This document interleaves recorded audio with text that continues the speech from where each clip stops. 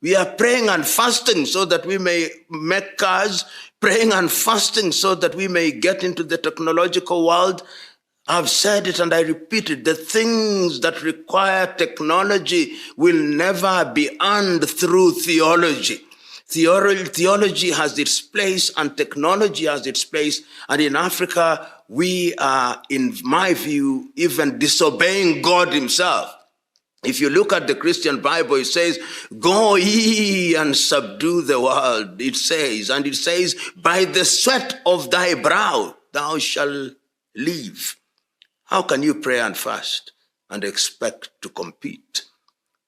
The Chinese are praying to their God, the Japanese, the Koreans, the others, but they are engaged in research because research is about God. If God says that he has created you in his own image and has given you a brain to think, how then do you think that God is going to supply you with manna and quail?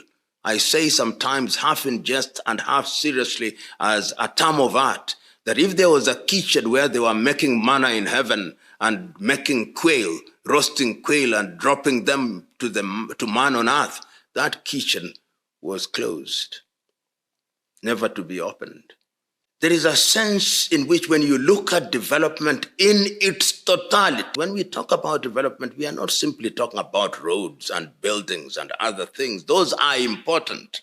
But we are talking about the development of the human person so that they have self-esteem, so that they are able to be aware of who they are and they know what they are and who their God is and how to relate with that God.